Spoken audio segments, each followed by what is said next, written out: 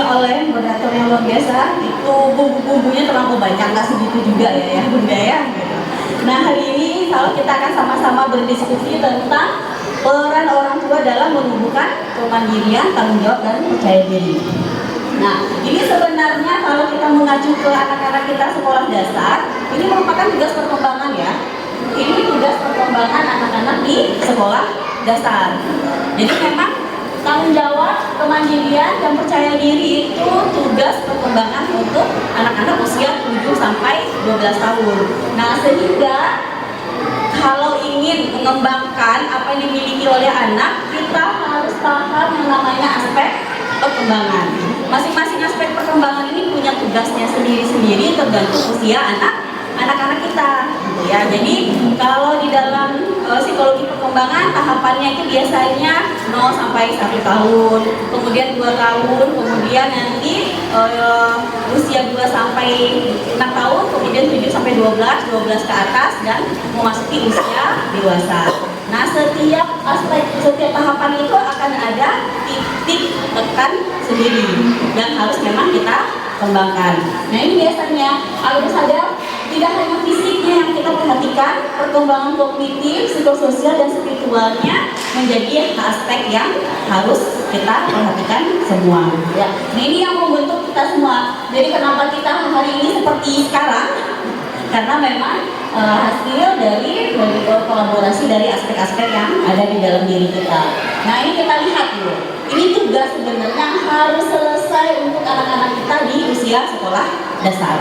Ya, jadi kalau ini pertumbuhannya mulai lambat mungkin ya, tidak seperti anak bayi yang itu cepat, karena memang sudah banyak aktivitas yang berhubungan dengan fisik. Yang paling banyak itu adalah memang kemampuan atletisnya mulai meningkat. Nah, sehingga kalau mungkin ada anak ayah bunda, kenapa ya kalau di misalnya kegiatan olahraga nggak begitu suka, lebih banyak menjadi penonton gitu ya. Nah, sementara ini menjadi tugas yang penting di usia SD, sehingga mungkin berbagai kegiatan, stimulus, dorongan, motivasi itu penting kita berikan di usia sekolah dasar. Nah, secara kognitif dia sudah berpikir secara logika, namun masih konkret. Kalau di bawahnya mungkin masih tidak bisa menilai dua sisi, tapi kalau anak SD itu sudah bisa. Saya dibilang satu sisi saya baiknya di sini, buruknya di sini. Nah, sehingga bantuan orang tua untuk bisa menampilkan hal positif, atau misalnya bantuan kita untuk bisa merefleksikan kayaknya ini yang perlu kamu kembangkan, itu menjadi penting. Nah, kalau anak mulai timbul kesadaran terhadap dirinya, maka kemandiriannya akan terbentuk. Tapi kalau misalnya kesadaran terhadap dirinya belum muncul, nah kemandiriannya memang sulit untuk berkembang ya. Nah, jadi ini sudah bisa, dia udah bisa melihat permasalahan, tapi tetap harus konkret. Alasannya harus jelas, yang bisa dilihat oleh anak gitu ya. Bahasanya juga masih bahasa yang sangat sederhana. Nah, kemudian kemampuannya mulai matang membentuk anak siap untuk bersekolah gitu. Makanya kalaupun nanti punya adik, kakak-kakaknya punya adik, ya nggak usah 5 tahun masuk sekolah ya. Masuk sekolah SD 5 tahun atau 6 tahun kurang. Nah, memang di usia itu mereka belum matang untuk aspek kognitifnya. Jadi nggak apa-apa Zah, misalnya adiknya udah bisa baca kok, adiknya udah tahu angka 1 sampai 10 sampai 20. Matang anak itu tidak hanya dari dia tahu angka atau bisa baca gitu ya, tapi di sekolah membutuhkan yang namanya aspek analisa. Nah, untuk anak di bawah 6 tahun itu belum berkembang. Nah, sehingga makanya walaupun nanti dia bisa mungkin secara intelektualnya bagus, terus kita paksakan masuk kelas 1 SD, walaupun dia bisa belajar, tapi biasanya akan berpengaruh di misalnya emosinya, perilakunya, atau nanti pada fase tertentu dia mungkin malas-malasan untuk sekolah gitu ya. Nah, kemudian media psikososial, memang konsep diri, harga diri sudah semakin kompleks. Kalau dulu di bawah usia 5 tahun dia cuma tahu saya tidak memukul adik supaya misalnya tidak dimarahi oleh orang tua gitu ya. Tapi dia nggak bisa menilai, oh iya karena nanti adik sakit dan segala macam, dia belum bisa menganalisa seperti itu. Nah, tapi ketika memasuki usia 6 tahun, 7 tahun ke atas, perkembangan anak tentang konsep benar salah kemudian bagaimana menilai diri itu semakin bagus. Nah, waktu kecil dia cuma bisa menilai misalnya, oh iya saya dibilang anak yang lucu, saya dibilang anak yang menggemaskan gitu ya, tapi dia nggak bisa melihat saya bisa misalnya melompat, saya bisa main bola, tapi saya tidak bisa menggambar. Itu baru bisa di usia SD. Nah, ini jadi penting. Nah, sehingga ketika konsep dirinya sudah semakin bagus, penilaian lingkungan itu menjadi penyebab anak konsep dirinya bagus atau tidak. Kalau sudah di judgment dari awal, oh iya, sejak kelas 1 memang anaknya seperti itu, maka yang akan muncul dari ustazahnya kelas 1, kelas 2, kelas 3 yang selalu ada di dalam kepala kita adalah anaknya seperti A. Ini akan mempengaruhi konsep diri anak sehingga mungkin dia merasa tidak mampu, merasa tidak diterima oleh lingkungannya. Nah, jadi ini penting dengan konsep diri. Lingkungan sangat mempengaruhi terbentuknya anak bisa menilai diri dia positif atau malah negatif gitu ya Bunda ya. Nah, termasuk di rumah misalnya, apalagi kalau misalnya membandingkan ya, lihat abang dulu kalau misalnya ngafal itu cepat, abang kalau mengerjakan soal matematika itu cepat, kok kamu nggak bisa gitu ya. Nah, terbangun di dalam diri anak, oh iya berarti saya tidak sepintar abang saya tidak sebaik abang saya gitu. Sehingga muncul, walaupun dia punya kemampuan, yang ada di dalam pikirannya apa? Saya ternyata bodoh gitu ya. Nah, kalau di dalam prosesnya sudah berkembang kata bodoh, dia juga ketika ada tugas, dia nggak suka mengerjakan hal-hal yang mungkin sulit. Dia sudah membentengi diri dia dulu, menganggap apa yang dikerjakan atau yang dikasih tugas oleh ustaz sama ustazah itu adalah sulit gitu ya. Nah, jadi akhirnya kemampuannya nggak keluar karena dia sudah memandang diri dia tidak sebaik orang lain. Nah, kemudian ini independen, sudah mulai mandiri. Kalau masih PR tidur kelas 1, kelas 2 masih ayah dengan ayah bunda, itu merupakan salah satu indikator bentuk kemandirian, terutama yang berhubungan dengan kemandirian secara emosi gitu ya. Nah, kemandirian itu tidak hanya misalnya anak saya bisa misalnya pakai baju sendiri, makan sendiri dan segala macam gitu ya. Tapi ketika misalnya dia bisa mengambil sikap, dia bisa memutuskan segala sesuatu, dia bisa mengekspresikan emosinya dengan tepat, itu juga salah satu bentuk kemandirian secara emosi. Inisiatif sudah mulai, bunda apa yang bisa abang bantu ya, bunda apa yang bisa kakak bantu gitu ya. Nah, kontrol diri juga menjadi hal yang penting sehingga kekonsistenan aturan di sekolah, di rumah antara ayah dan bunda menjadi hal yang penting gitu ya. Karena apa? Kontrol diri itu sangat ditentukan oleh juga bagaimana respon lingkungan ketika dia berbuat salah gitu ya. Nah, sehingga anak-anak juga bisa menilai yang namanya kebenaran itu adalah bersifat universal gitu ya. Tidak misalnya sama ayah boleh, sama bunda tidak boleh gitu ya. Atau misalnya di sekolah merupakan sebuah aturan yang harus dilakukan, sementara di rumah bukan menjadi sebuah aturan yang harus kita lakukan. Nah, kemudian juga penilaian teman sebaya mulai penting. Makanya kalau anak-anak kita sering dibully di lingkungan sekolah gitu ya, baik dibully secara fisik, baik dibully nanti mungkin secara kemampuannya, dibully yang hal-hal yang memang berhubungan dengan diri dia sendiri, itu sangat menentukan perkembangan konsep diri anak gitu ya. Ya ada beberapa anak kan, ya ada anak dibilang misalnya kan gendut dibandingkan teman-teman yang lain gitu ya. Nah, walaupun mungkin mulut temannya itu adalah bercanda, tapi anak sudah mengembangkan yang namanya penilaian terhadap diri sendiri, sehingga ketika dia tidak diterima oleh lingkungan atau teman sebayanya, sangat mempengaruhi nanti dia percaya diri atau tidak dalam lingkungan sosialnya.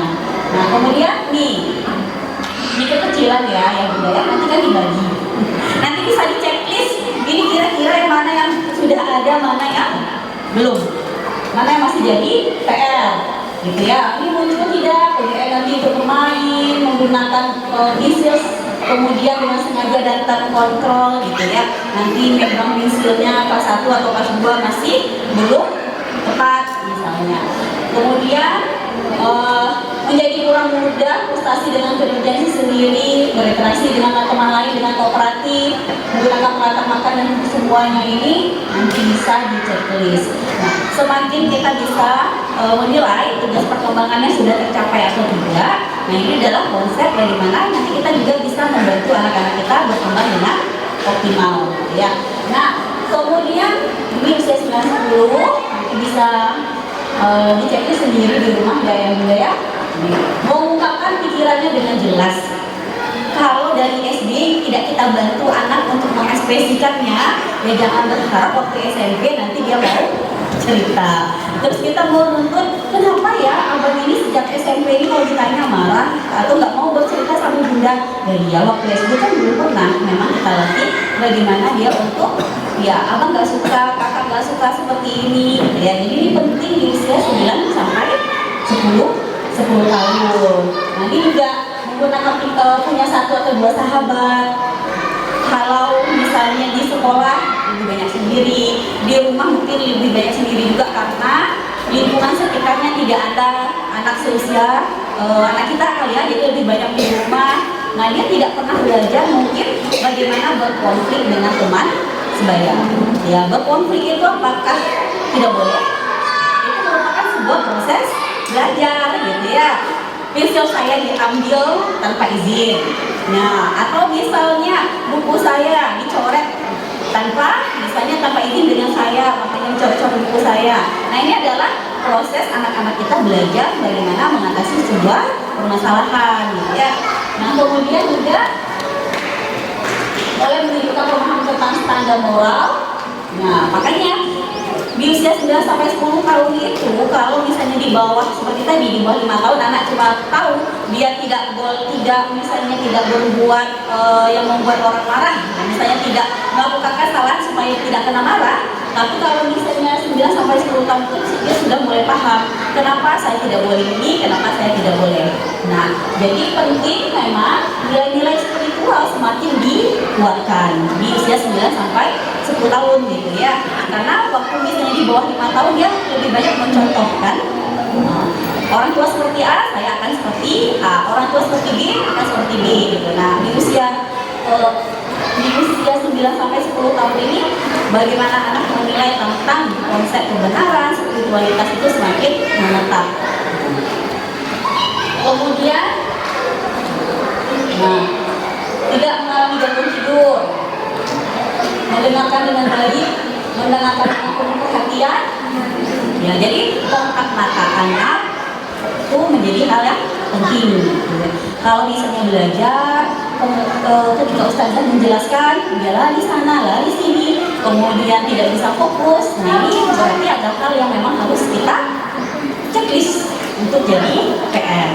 Nah, tidak ada misalnya, oh iya anaknya aktif. Aktif itu adalah anak bergerak tapi ada tujuannya.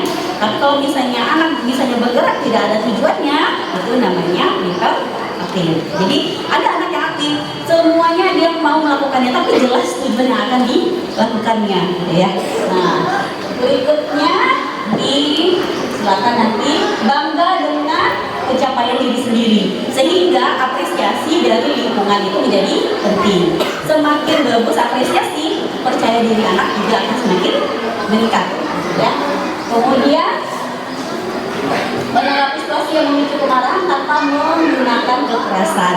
Idealnya anak 10 tahun ketika dipukul sama temannya dia tidak respon juga mukul.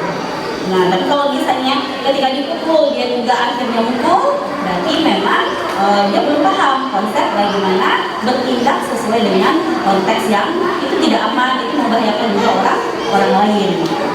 Nah, kemudian fokus pada tugas, senang bermain dengan terorganisir. Kalau anak-anak ayah dan bunda cuma melihat orang dari jauh, tidak terlibat dalam permainan yang ada aturannya, berarti masih ada PR di aspek sosial.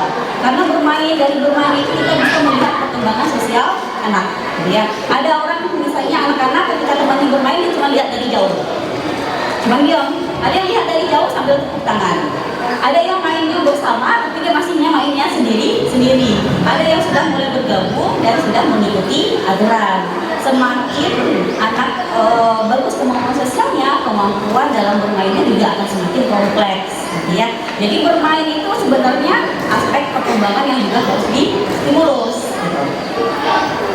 Nah, berikutnya Jadi ini kemampuan anak menyelesaikan tugas tanpa tergantung kepada bantuan orang dewasa. Nah, makanya kita harus paham konsep tugas-tugas perkembangan anak usia sekolah dasar tadi gitu. Ada hal-hal yang itu sudah lepas. Anak kadang-kadang tidak mandiri bukan karena dia tidak mampu, tapi tidak pernah dikasih kesempatan untuk belajar. Maka kemandirian anak-anak kita tidak berkembang dengan baik. Karena buru-buru pergi sekolah pagi-pagi, bunda sibuk menyediakan bajunya, sibuk menyiapkan makannya, sibuk untuk mandinya gitu ya. Bukan berarti dia nggak bisa mandi.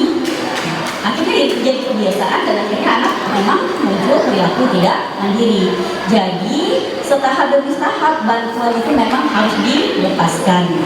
Ya, semakin banyak bantuan semakin anak tidak mandiri. Tapi kalau misalnya sesuai usianya mulai kita lepas, nanti kemandirian akan semakin tumbuh, gitu ya. Sehingga bangun pagi-pagi mungkin ayah bunda nggak perlu teriak-teriak, nggak perlu pakai mikrofon besar untuk membangunkan anak-anak kita, gitu ya. Kenapa?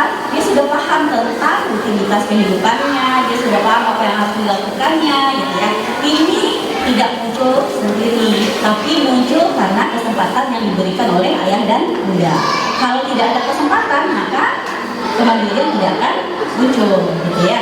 Jadi memang faktor dari kemandirian ini kuncinya adalah bagaimana proses yang diberikan oleh orang tua di rumah.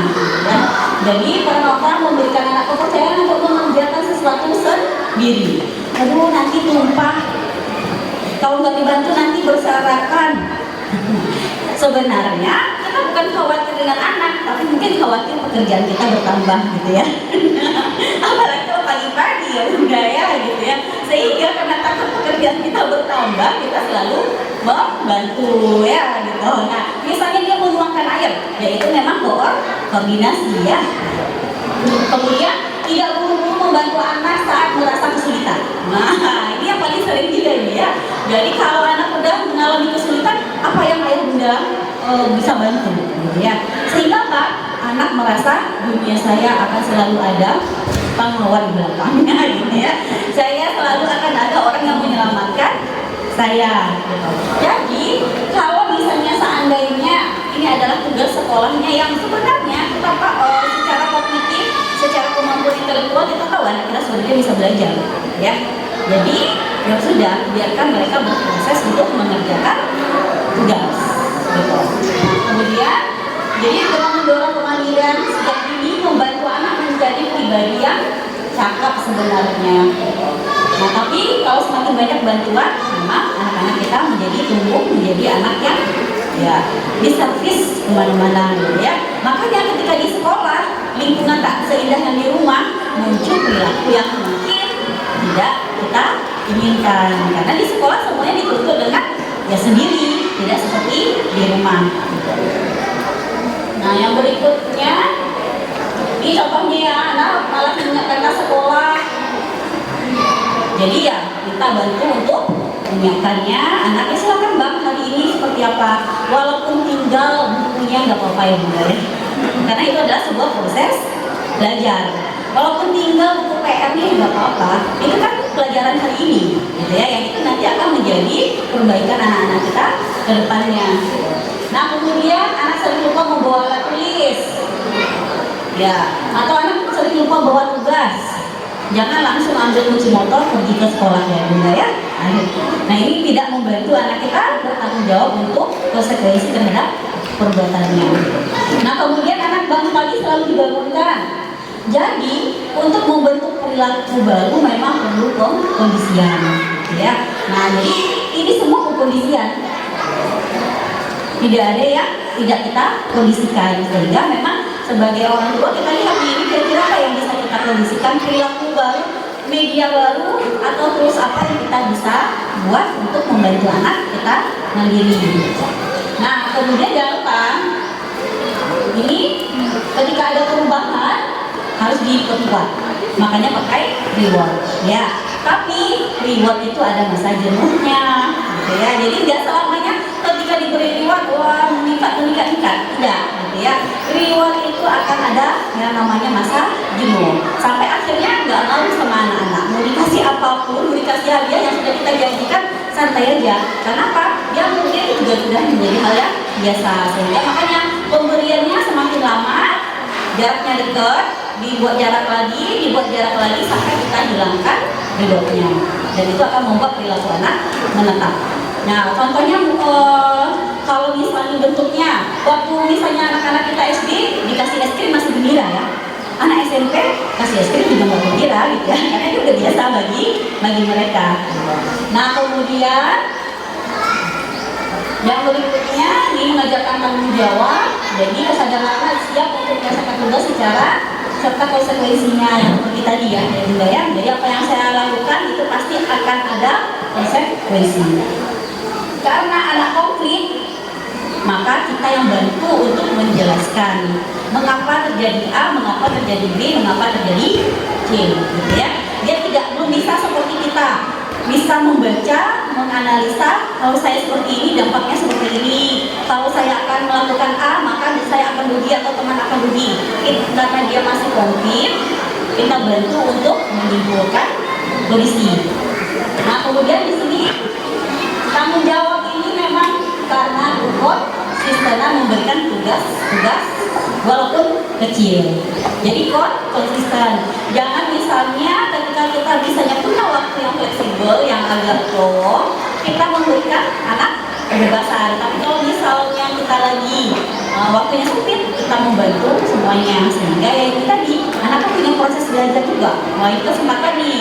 Kayaknya ini bisa dibunda bantu ya. Nah, kemudian menjelaskan konsekuensi dari tindakannya dengan logis seperti tadi yang kita bantu untuk mengkomunikasikannya.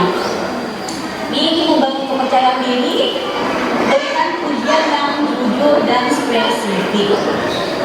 Jujur ya, jujur. Jadi tidak yang misalnya pernah punya pengalaman, ya bagus, pintar ya, anak muda ya.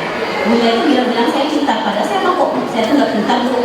Karena dia tahu nilainya selalu memang dia tahu potensi dia tuh nggak sepintar teman-teman dia gitu ya. Jadi ternyata menguji tidak sesuai dengan konteks anak itu juga nggak ngaruh sama anak. Saya tahu kok gitu ya, saya memang sulit belajar, tapi kenapa saya selalu dibilang wah anak pintar itu bohong sebenarnya pujiannya gitu ya. Nah, anak-anak juga ternyata belajar gitu ya. Jadi harus jujur dengan kondisi dia, kemudian ya jangan lupa harus spesifik. Ya, Bunda lihat seminggu ini pulang sekolah ternyata sepatu abang sudah diletakkan di tempat sepatu. Jadi spesifik ya, perilaku yang kemarin tidak terbentuk sekarang terbentuk, kita sebutkan secara spesifik. Nah, Bunda senang. Tidak selalu ada coklat di rumah, tidak selalu ada permen atau es krim. Pelukan adalah reward paling lama untuk anak, gitu ya. Kenapa? Sebenarnya dengan sebuah pelukan, transfer emosi orang tua itu akan semakin cepat kepada anak. Nah, kemudian tidak membandingkan anak dengan teman atau saudaranya, memberikan kesempatan tampil dan mengambil keputusan. Ini yang kadang jarang kita latih, mengambil keputusan. Bang, hari ini kita mau pergi ke sini. Ini kalau pakai baju ini ya, ini celananya yang ini dan ini. Selalu kita ya, kenapa? Ini kan mau pesta, jadi abang harus pakai baju batik ini, pakai celana ini. Ya, coba kita tanya ini kita mau pesta, kira-kira abang mau pakai baju yang mana? Kalau misalnya salah, baru kita mungkin diskusikan kenapa seharusnya tidak pakai baju yang seperti itu ke pesta. Tapi yang seringnya kita jarang, misalnya hal itu kecil sebenarnya tentang pakaian, tapi itu adalah sebenarnya salah satu bentuk latihan yang paling sering bisa kita lakukan di rumah. Nah, misalnya mau beli baju lebaran, udah dibelikan sama ayah bundanya. Sekali juga boleh, mau yang warna apa? Tidak mesti semuanya si kakak warna biru, adik warna biru, adiknya lagi warna biru gitu ya. Berbeda ini juga tidak masalah. Karena mereka memang punya yang namanya kecenderungan masing-masing. Itu cuma dari hal yang kecil. Apalagi untuk sekolah. Tamat SD itu abang mau kemana? Nah, nggak apa-apa. Menurut kita mungkin bagus SMP A, SMP B, C. Ternyata dia bukan, nggak mau ke SMP. Ya. Nah ini yang jadi penting ya. Tapi kalau misalnya kita nggak bisa memberikan kesempatan anak sebelum mengambil keputusan, misalnya dia pengen ke SMPA, terus kita pengennya ke SMPB. Sebelum anak mengambil keputusan, harus ada proses belajar untuk evaluasi. Ini SMPA bang, ini SMPB. Ayo kita lihat kira-kira menurut apa yang mana yang lebih bagus. Nah itu pelajaran untuk problem solving ya. Nah kemudian memberikan kesempatan tampil. Nah jadi Ustaz sama Ustazah ini juga menjadi hal yang penting untuk mengembangkan kepercayaan diri anak gitu ya. Mungkin kita tahu nilai dia itu mungkin nggak bagus-bagus amat gitu ya, tapi coba sekali-sekali dia suruh tampil ke depan, kasih soal yang kita yakin dia bisa mengerjakan, sehingga yang muncul apa? Oh saya juga nggak sejelek teman-teman saya ya, saya ternyata juga bisa mengerjakan tugas gitu. Nah jadi ini penting karena tidak semua anak juga memiliki kemampuan intelektual yang mungkin di atas rata-rata, tapi kita tetap bisa membuat dia percaya diri dengan kemampuan dia. Jadi boleh. Ini kalau teman-temannya yang lain soalnya harus kompleks, banyak analisa, ya mungkin dia soalnya mungkin yang sederhana, tapi kita yakin dia bisa menjawab. Mudah-mudahan nanti ini juga bisa menumbuhkan kepercayaan dirinya dibandingkan teman-temannya yang lain yang selama ini dia sudah menganggap diri dia tidak sepintar orang lain. Nah, kemudian ini juga bisa kalau misalnya dia suka bikin heboh di kelas ya, dan sudah dicap ini silakan bikin heboh di kelas ya, kasih dia memang wahana untuk tampil, karena yang dibutuhkannya itu sebenarnya adalah lihatlah saya ada di sini, makanya saya mengganggu teman, makanya saya usil dengan orang lain karena saya sebenarnya pengen dilihat. Nah tapi caranya mungkin yang nggak tepat, maka kita lah yang memberikan cara supaya dia punya tempat untuk berdiri yang tepat gitu ya. Nah kemudian ini kesalahan umum orang tua, suka membela anak saat dimarahin dulu gitu ya, masih kita jumpai ini permasalahannya seperti ini. Nanti anaknya yang berantem, berikutnya adalah orang tuanya yang berantem ya. Nah ini mungkin salah satu proses yang pembelajaran bagi anak, ternyata saya memang akan selalu aman karena ada yang selalu membela saya, dan dia juga tidak pernah belajar konsekuensi dari tindakannya. Kemudian saya mohon bandingkan dengan orang lain, yang muncul itu saya mungkin merasa tidak cukup baik gitu ya. Nah yang bisa kita lakukan adalah fokus pada kelebihan anak-anak kita masing-masing. Ada yang mungkin emosinya tidak terkontrol ya, karena banyak faktor. Mungkin ketika kita hamil, atau misalnya pas melahirkan kondisi ibu juga tidak bagus, atau mungkin ada konflik di dalam rumah tangga sehingga emosi anak juga tidak bagus gitu ya. Bagaimana kita bisa membuat dia tenang adalah kita bisa memunculkan kalau dia baik ya, orang juga menerima dia. Itu menjadi hal yang penting bagi anak. Kemudian memberi semua kebutuhan tanpa usaha ya.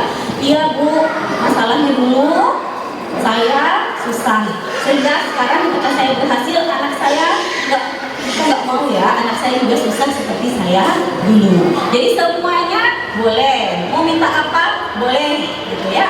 Ini ya akhirnya anak-anak tidak belajar bagaimana untuk mencapai segala sesuatu itu butuh usaha.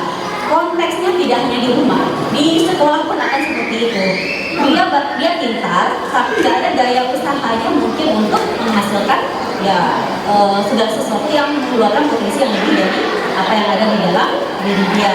Ya karena ini tadi gitu. Jadi anak jadi tidak mandiri, libatkan anak dalam proses gitu, menabung. Mungkin ayah bunda bisa ngajak anak ke sana ke sini, walaupun kita memang yang bayar tiketnya, tapi tetap dia harus masuk juga investasinya di sana. Walaupun cuma 500 gitu ya, kan dia bisa nabung nih selama setahun ya. Bisa dia punya tabungan 1 juta, nih ya masuk ya kita belikan ke sini. Jadi dia merasa, oh ya saya bisa pergi ke sana karena memang saya harus menabung selama setahun. Walaupun anak-anak nggak tahu mungkin ya uang yang kita keluarkan itu lebih dari 1 juta gitu ya, tapi dia tetap punya investasi terhadap apa yang dilakukannya gitu. Termasuk mungkin membeli mainan dan segala macam. Jadi ini yang harus kita mungkin hindari, tidak semua yang dibutuhkan oleh anak memang difasilitasi secara cepat dan instan. Ya ini berikutnya bagaimana anak-anak kita juga dituntut untuk mandiri dan bertanggung jawab ya. Setiap anak itu dilahirkan dalam fitrah, maka kedua orang tuanya lah yang memang semua harus ada di dalam kontrol kita. Kita tidak bisa memastikan 5 tahun kita masih bisa mengontrol mereka. Kita juga tidak bisa memastikan apakah tahun depan kita masih bisa mengontrol anak-anak kita ya. Nah, tapi ada fasenya, mungkin ayah, bunda, saya sudah melakukan A, tapi kok anak saya juga belum ya seperti yang saya harapkan. Saya sudah melakukan teknik A, B, dan C gitu ya, tapi kenapa anak saya juga belum seideal yang saya harapkan gitu. Nah, berpikir stres di dalam pengasuhan karena kejadian yang tidak ideal itu juga akan membuat emosi ayah bunda tidak stabil. Ketika misalnya harapan tidak sesuai dengan yang kita inginkan, akhirnya juga tuntutan kepada anak juga semakin banyak, anak juga akan semakin tertekan. Jadi jadilah pengasuhan dengan rileks gitu ya. Kita mungkin tidak bisa memberikan hal yang banyak pada anak-anak kita, tapi kita bisa menjadi ibu yang selalu, ayah yang selalu nyaman untuk anak-anak kita. Mungkin itu yang bisa saya sampaikan. Assalamualaikum warahmatullahi wabarakatuh.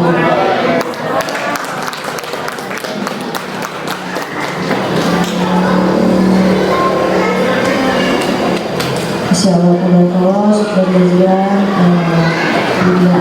atas penyampaiannya. Mungkin kita masuk pada sesi diskusi dan tanya jawab bagi ayah bunda, ustadz ustazah yang ini menanyakan seputar apa yang tadi telah disampaikan. Menarik sekali tadi materinya. Saya banyak jujur banyak istighfar Bapak Ibu. Oh ternyata selama ini saya banyak juga kekurangannya, kesalahannya, kealpaannya, mungkin ketidaktahuannya dari ilmu yang tadi disampaikan oleh Ibu. Silakan mungkin ayah bunda atau ustaz ustazah ada yang ingin bertanya.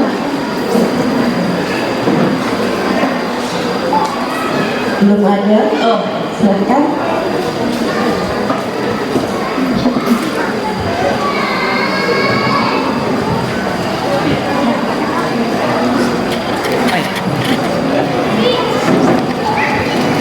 Bismillahirrahmanirrahim. Assalamualaikum warahmatullahi wabarakatuh. Perkenalkan saya orang tua dari Zakan 15 Alanta dan juga Zian 1 Al-Hasan. Menarik sekali materinya Ibu. Jadi di sini saya mau bertanya, usia berapa atau kelas berapa anak-anak mulai diajarin tentang Pancasila? Karena sedikit cerita, saya juga termasuk orang tua yang menyiapkan baju kalau misalnya pergi kemana-mana warnanya sama, sekalipun yang kecil itu perempuan setidaknya warnanya sama. Nah, termasuk orang tuanya, jadi kelihatan kompak atau apa kesannya seperti itu. Terus ada yang kedua, Ibu sempat menjelaskan tadi apa namanya bahasa kasih sayang untuk anak-anak itu kan ada banyak ya, salah satunya peluk. Ya baik, kita udah mengajarkan sebenarnya ya gitu ya, melalui permainan gitu. Nah jadi misalnya ya lagi jalan mau main apa dan segala macam, itu sebenarnya sudah dilatihnya memang sejak kecil gitu ya. Nah tapi kalau misalnya tadi konsepnya bunda adalah pakaiannya sama, itu untuk kekompakan itu boleh-boleh aja, karena kan akan menimbulkan emosi kompak dan segala macam gitu ya. Tapi kan ada fase-fasenya anak juga ingin stylenya sendiri ya, tapi style sendiri dalam tanda kutip masih dalam koridor yang kita pahami ya bunda ya gitu, yang untuk aurat dan segala macam gitu ya. Nah jadi untuk bisa mengambil keputusan itu sudah sejak dari kecil gitu ya, itu sudah mulai kita ajarkan gitu. Mulai misalnya mau bertanya jawab, kok misalnya anaknya sudah pintar ngomong, ayo Ari pengennya bunda masak apa. Nah itu kecil ya gitu ya, sebenarnya sudah mulai diterapkan mungkin sama ayah bunda di rumah gitu ya. Tapi kadang-kadang berhubungan dengan skill itu yang kadang-kadang kita sering lupa gitu ya. Mungkin dalam keputusan yang lain gitu ya, tapi mungkin yang berhubungan dengan skill konkret yang memang harus dilakukan anak, nah itu yang kita sering lupa gitu ya. Nah jadi PR itu memang tahapan perkembangan itu akan berkelanjutan. Tapi kalaupun misalnya tertinggal, boleh kita kejar kembali gitu ya, karena PR-PR yang tertinggal itu masih bisa kita kejar, apalagi di usia anak remaja. Kan tadi anak muda pasti udah ada yang usia remaja gitu ya. Nah semuanya itu adalah fase dia sudah pandai mengambil keputusan sendiri. Kebanyakan anak-anak sekarang kalau ditanya nggak tahu, terserah bunda, terserah ayah, semuanya jawabannya adalah terserah, gitu ya. Karena memang proses mungkin dia untuk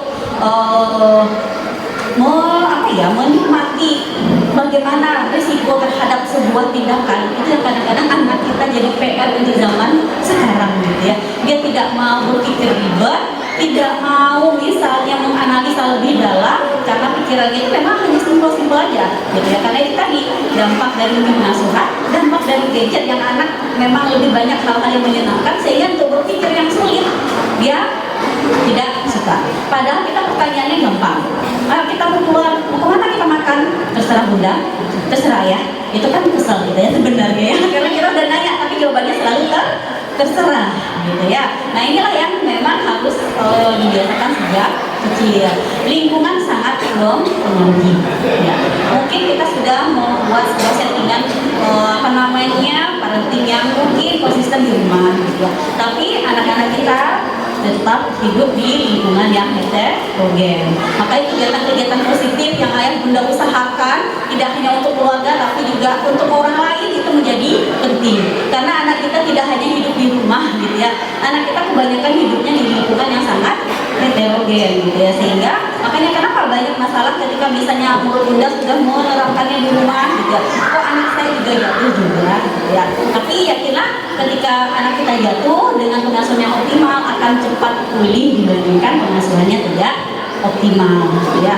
Nah terutama juga untuk anak laki-laki, sampai kapan sih boleh dipeluk? Sepanjang usia kita pun masih mau dipeluk ya, gitu. Kenapa? Memang gitu, itu adalah bentuk salah satu bonding, gitu. Nah tapi tetap harus paham batasan-batasan, misalnya aurat dan segala macam. Anak perempuan dengan ayah sampai usia berapa sih boleh dipeluk sama dicium oleh ayah, gitu ya. Apalagi bukan kita bercuriga atau segala macam, tapi kita tetap waspada dengan kondisi yang banyak terjadi sekarang, gitu ya. Sehingga apa? Pakaian itu penting, wilayah privat itu penting, gitu ya. Walaupun mungkin dipeluk oleh ayah, gitu ya. Tapi kan wilayah privat, pakaian, kemudian bagaimana cara memeluk itu menjadi hal yang penting, gitu ya. Terutama juga untuk anak laki-laki, gitu. Bagaimana kita misalnya sama anak yang SMA itu masih dipeluk juga. Kalau ketemu masih dipeluk, gitu ya. Ayah bunda kalau misalnya lagi punya masalah, sebenarnya kalau dipeluk sama teman atau sama pasangan kan membuat nyaman juga, gitu ya. Karena itu tadi, gitu. Karena respon bonding itu akan semakin bagus, gitu. Jadi nggak ada sebenarnya anak laki-laki itu kalau udah usia remaja nggak boleh dipeluk sama bundanya, tidak juga. Karena ketika anak punya masalah, tempat terbaik untuk pulang itu adalah orang tua. Dengan dipeluk biasanya akan semakin nyaman. Tapi tetap ya bunda, batasan-batasan itu tetap harus jelas.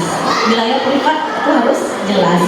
Di rumah pun walaupun hanya dengan ayah, dengan bunda, pakaian anak perempuan tetap harus jelas, gitu ya. Jadi auratnya tetap harus terjaga, gitu. Kenapa? Ya kita tidak bisa misalnya dengan kondisi sekarang tidak bisa mengatakan semua lingkungan itu aman untuk anak kita, gitu. Karena memang lingkungan sekarang tidak bisa kita prediksi, gitu. Jadi memang menjadi hal yang penting untuk menanamkan batasan sejak dari kecil. Sejak usia 2 tahun itu sudah bisa kita tanamkan. Nggak boleh lari-lari keluar kamar mandi, nggak boleh lari-lari pulang sekolah cuma pakai pakaian dalam, itu nggak boleh, walaupun cuma di rumah kita sendiri, gitu. Nah yang berikutnya yang ketiga,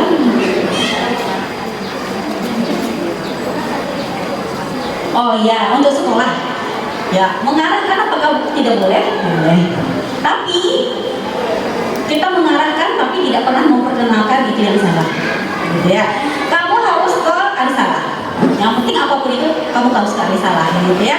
Tapi pernah nggak misalnya kita ajak diskusi, pernah nggak misalnya walaupun dekat ya, tapi dia tetap harus melihat aktivitas di sana. Dia harus tetap melihat apa sih keunggulan yang ada di sana. Sehingga ketika dia merasa yakin, itu adalah memperkuat anak kita. Karena kan anak kita sebenarnya pengetahuannya juga nggak banyak ya bunda ya. Dia nggak juga bisa membedakan Arisala sama Miah berapa, SMP berapa, kan dia nggak punya pengetahuan sebenarnya. Tugas kita yang memang untuk bisa mereka memilih, gitu. Awal pengennya SMP, karena teman-teman abang banyak masuk SMP sana, gitu ya. Nah ini karena teman. Nah coba kunjungi ini, detailkan masing-masing, baru mereka diajarkan untuk mengambil keputusan. Nah, kenapa abang memilih A? Kita tanya ya kan, karena bla 1, 2, 3, 4 gitu ya. Nah kalau dari analisa Bunda ya, satu ini plusnya di sini, yang ini plusnya di sini, yang ini mungkin minusnya di sini gitu. Sehingga anak-anak kita bisa ambil keputusan. Jadi diarahkan itu boleh. Yang tidak boleh itu adalah tidak ada diperkenalkan terus dipaksa gitu ya. Sehingga dia tidak siap. Di sana itu saya mau ngapain ya? Yang saya tahu di situ berpisah dengan bunda saya. Sementara berpisah dengan bunda itu adalah hal terberat bagi saya gitu ya. Nah kalau tidak kita siapkan dia untuk masuk ke pesantren, ya itu PR. 1 bulan pertama itu PR ya. Mungkin tanya sama ustaz-ustazah yang muslim sama muslimah, gimana drama seminggu pertama di sana gitu ya, dari pagi sampai sore nangis dan segala macam gitu. Jadi boleh-boleh saja, karena kan anak kita nggak punya pengetahuan sebenarnya Bunda ya. Gitu. Kita lah yang akhirnya memasukkan pengetahuan kenapa A, kenapa B, kenapa C. Gitu. Apalagi kalau misalnya anak kita nggak hobi baca, karena anak sekarang nggak suka baca ya, kebanyakan tidak suka baca gitu. Nah inilah ya, akhirnya mungkin secara literasi tidak bagus. Nah kita yang memasukkan mungkin informasi-informasi yang positif. Sampai kuliah pun nggak masalah ya. Tapi jangan Bunda dulu pengen kuliah itu, terus ternyata nggak kesampaian, kakak aja kuliah di sana ya gitu ya. Itu ada yang seperti itu gitu ya. Sehingga apa? Sulit menjalani hidup anak-anak kita gitu. Karena banyak yang ternyata memang kenapa pilihnya kedokteran, karena ayah sama bunda pengen saya jadi dokter, karena ayah sama bunda saya yang pengen gitu ya. Nah, jadi dia selesai tapi tidak amin. Jadi boleh ya bunda? Bukan tidak boleh. Ada lagi mungkin ayah bunda? Ya silakan. Sudah adil, sebelah kanan 1, sebelah kiri 1. Oh ya.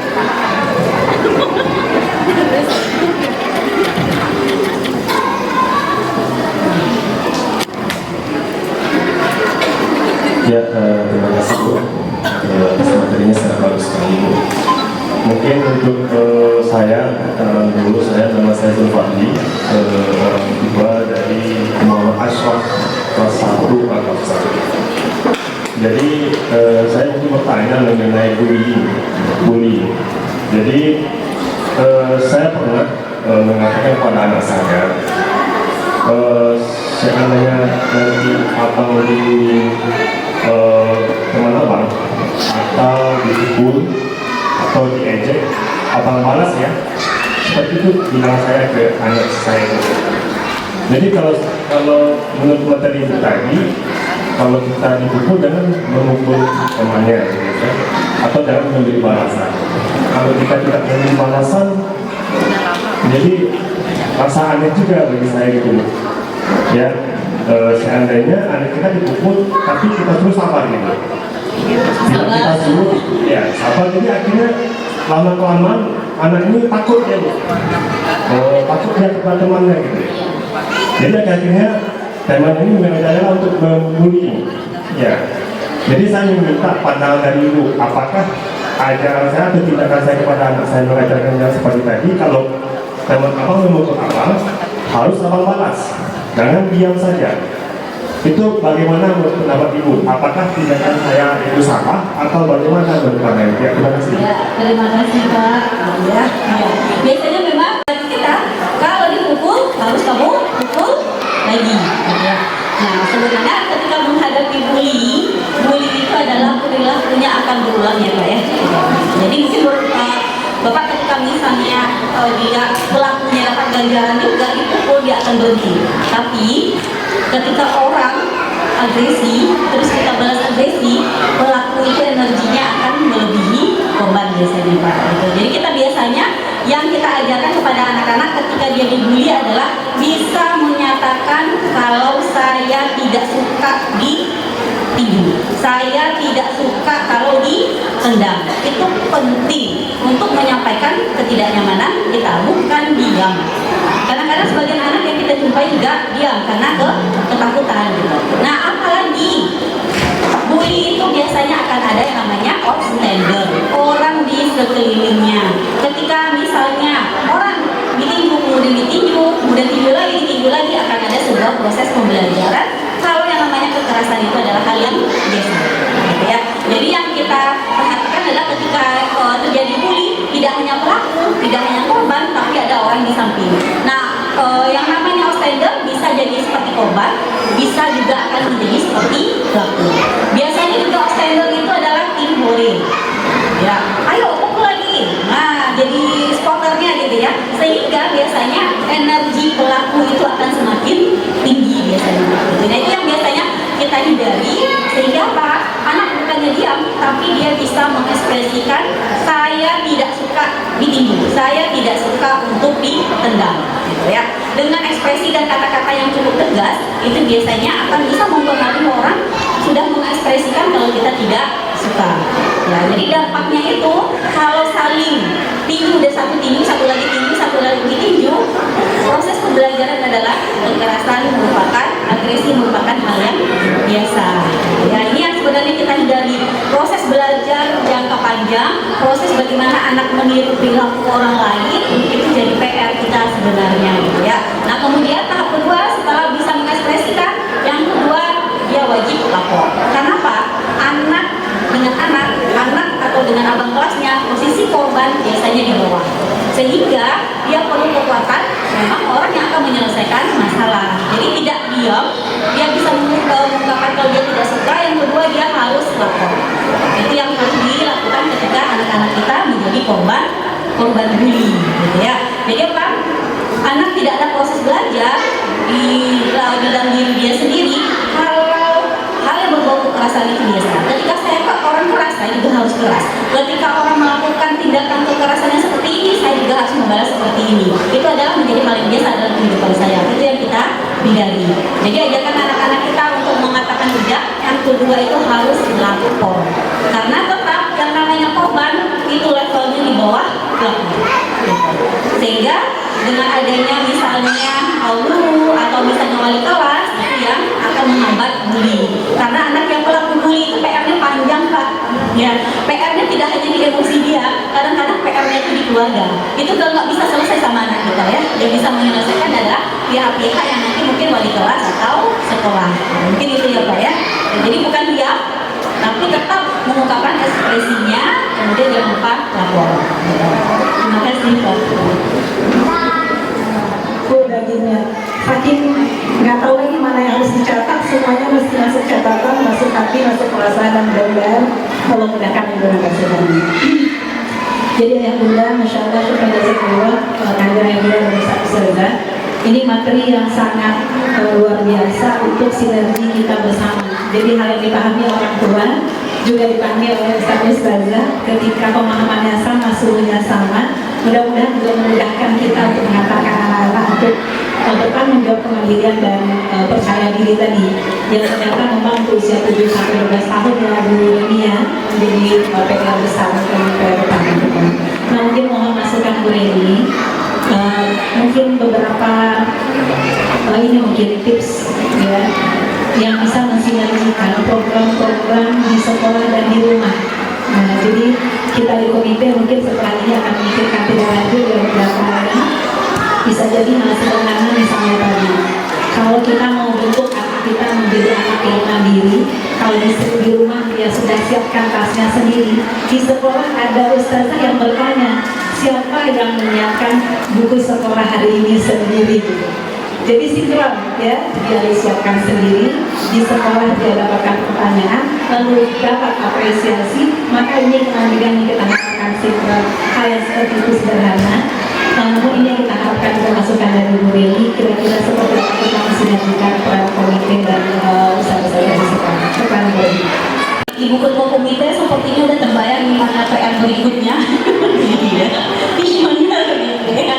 Karena ya itu tadi, karena sekolah, orang tua, dan lingkungan untuk membentuk anak itu adalah proses belajar jangka panjang gitu ya. Tidak ada yang namanya selesai pendidikan atau ada pendidikan khusus yang menganggap kita sudah selesai menjadi orang tua atau menjadi pendidik baik di rumah atau di sekolah. Sehingga kerjasama antara para komite sekolah dan orang tua itu menjadi hal yang penting. Nah, tapi PR anak-anak kita adalah yang berhubungan dengan tadi masalah pemecahan masalah, pengambilan keputusan, gitu ya. Nah, sehingga mungkin ada proyek-proyek sendiri nih yang nanti kegiatannya diadakan oleh komite, gitu ya. Bagaimana skill itu bisa dilatih. Nah, skill ini bukan berhubungan dengan kognitif, tapi tindakan nyata. Jadi ada proyek mungkin untuk anak kita, apakah kelas tinggi, proyeknya di situ memang ada kolaborasi atau misalnya ada merancang segala sesuatu, di situ akan ada penyampaian konflik, hambatan dan segala macam. Nah, itu mudah-mudahan bisa membantu, gitu ya. Karena apa yang dibutuhkan anak-anak kita sekarang itu hana sebenarnya. Karena dua hana itu menjadi hal yang kurang, gitu ya. Karena apa? Sebagian besar yang kita dapat itu adalah kemampuan kognitif, ya, kemampuan berhubungan dengan kognitif praktek itu memang jarang kita berikan kepada anak-anak kita. Walaupun kemarin dengan kurikulum Merdeka kemarin sudah banyak yang berhubungan dengan tugas-tugas yang memang praktek, gitu ya. Tapi nggak tahu di kurikulum yang sekarang seperti apa lagi, kan? Beda lagi ya, gitu ya. Ya, tapi memang dia berharapnya ada proyek yang sangat visioner, membangun visi bagi anak kita penting, gitu ya. Itu memang untuk kelas tinggi, sehingga mungkin ada proyek libur atau proyek yang waktu anak-anak lomba kelas, yang itu memang melatih skill yang berhubungan dengan problem solving tadi, gitu. Nah, kemudian mungkin yang tadi sudah ini juga sudah ada checklistnya mungkin agak diperluas. Kalau selama ini nonton gadget, tidak, sholat ada, ini ada, gitu ya. Nah, tapi mungkin checklistnya itu mungkin misalnya kegiatan bersama ayah, kegiatan bersama ibu. Nah, memang ada tugas untuk keluarga, proyek keluarga selama liburan. Nah, itu mungkin, itu melibatkan komite. Mungkin nanti komite yang menjadi PO-nya yang melihat kira-kira nih keluarga siapa yang proyeknya paling oke. Nah, yang seperti itu, gitu ya. Jadi tidak hanya misalnya checklist, tapi bagaimana kita menyarankan keluarga punya proyek sendiri selama libur. Boleh proyeknya pergi liburan, tapi yang menjadi ide, tempat dan segala macam mungkin bukan orang tua. Ayo minggu depan kita pergi ke lahan panjang ya, glamping. Nah, boleh kita paparkan. Ini ada glamping, ada ini. Ayo kakak yang pernah menjawab ini ya, ini yang pilih ini ya. Kalau ada yang pilih ini, itu sudah sangat aplikatif. Jadi yang simpel-simpel itu saja mungkin yang bisa kita lakukan di rumah untuk PR. Jadi anak-anak kita juga liburannya menyenangkan, gitu ya. Tapi dia juga kemampuan dia mengorganisir sesuatu menjadi hal yang penting. Itu kurang untuk anak-anak kita sekarang. Sampai kuliah pun itu kurang, gitu ya. Yang berhubungan dengan pengambilan keputusan, pemecahan masalah, gitu ya. Jadi mudah-mudahan, ya alhamdulillah sejauh ini kita lihat program di SD ku cukup sangat terbuka dengan semama sekali, gitu ya. Dan juga sangat setiap tahun itu perubahannya juga cukup sangat luar biasa, gitu. Nah, mudah-mudahan pola pendidikan yang memang menyenangkan menjadi tujuan kita bersama baik di sekolah maupun di rumah, gitu ya. Karena kan ada orang yang terbuka dengan masukan, tapi mungkin beberapa juga yang tidak. Nah, mudah-mudahan dengan hal yang seperti itu bisa membuat anak-anak kita menjadi lebih optimal. Proyek keluarga itu pentingnya ya, itu PR, gitu, untuk jadi proyek keluarga. Jadi dia tidak sulit, tapi menyenangkan. Hasilnya luar biasa, gitu. Walaupun cuma sehari atau 2 hari perginya kemana, atau walaupun cuma nonton film Gaza, gitu ya. Walaupun cuma nonton film Gaza, gitu ya. Tapi itu juga bisa dijadikan sebuah proyek. Mulai dari memesan tiket, mulai dari misalnya cara kesana seperti apa dan segala macam, gitu ya. Itu menjadi hal yang penting. Karena pendidikan yang namanya membentuk perilaku itu seperti tadi perlu pengkondisian. Kalau tidak ada pengkondisian, perilaku baru tidak akan terbentuk. Nah, itu menjadi prinsip dasar dalam mengubah perilaku, gitu, terutama pada anak-anak. Mungkin cukup buat ayah bunda semua, karena waktu yang terbatas, karena harus pergi lagi ke UNAR. Ada memberikan materi juga, gitu ya, tentang LGBT, gitu kan. Dan ini juga PR kita bersama untuk LGBT ya. Tadi juga udah disampaikan sama Umi Mira promo ya, kalau ayah bunda ingin bekerja bersama dengan kita mengembangkan anak-anak kita, silakan follow IG-nya Rumah Bahagia Bersama ya. Di situ kita melaksanakan berbagai kegiatan baik itu dengan orang tua atau khusus untuk ibu, ada juga khusus untuk ayah gitu ya. Kenapa? Kadang-kadang ketika kita fokus mengkaji misalnya peran ibu, peran ayah itu rasanya akan lebih dalam dibandingkan digabung. Kadang-kadang kalau digabung ayah sama bunda materinya ya agak malu-malu sedikit ya. Akhirnya memang kita buat kelas yang terpisah untuk ayah dan kelas terpisah untuk bunda, sehingga masing-masing bisa curhat dengan masalahnya sendiri-sendiri gitu ya. Mungkin sebagai penutup untuk ayah bunda semuanya gitu ya, anak-anak kita tidak mengharapkan kita menjadi orang tua yang perfect, tapi anak-anak kita mengharapkan kita adalah menjadi orang tua yang bahagia. Karena ketika ayah bunda bahagia, insya Allah anak-anak kita juga akan bahagia. Mungkin itu saja. Assalamualaikum warahmatullahi wabarakatuh. Luar biasa, saking luar biasa dan flow dagingnya, waktu terasa amat singkat Bapak Ibu. Kita sudah lebih dari setengah 10 jadwal yang kita sampaikan. Sedikit boleh ya waktunya, sedikit apa yang saya rangkum untuk mungkin mengingat kita kembali ayah bunda, ustaz dan ustazah, bahwa kesempatan kita perlu memberikan anak-anak kemandirian dengan cara memberi kepercayaan untuk mengerjakan segala sesuatu sendiri dan tidak terburu-buru membantu anak ketika kesulitan. Itu kalau ingin membantu memunculkan kemandirian pada anak. Kemudian kalau ingin menumbuhkan karakter tanggung jawab, maka kita perlu konsisten dalam memberi tugas kecil kepada anak-anak kita dan menjelaskan konsekuensi dari setiap sebab dan akibat perbuatan yang mereka lakukan. Dan yang terakhir, percaya diri. Nah, percaya diri ini ternyata terbentuk oleh pujian-pujian kecil tapi spesifik dan jelas gitu ya. Dan kemudian kita tidak membandingkan anak kita dengan anak-anak lain ataupun anak kita sendiri, dan memberi kesempatan untuk bisa tampil serta mengambil keputusan sendiri. Dan semua itu tentunya perlu juga pendampingan dan penguatan spiritualitas ayah bunda Bapak Ibu yang alhamdulillah Allah mudahkan, dan kami bersyukur sekali saya mewakili orang tua anak-anak kami dididik di SDQ Arisalah ini, karena semuanya itu sudah paripurna di Arisalah. Dan tadi yang disampaikan memang benar, saya juga mendapat informasi dari berbagai teman yang SD berbeda gitu ya.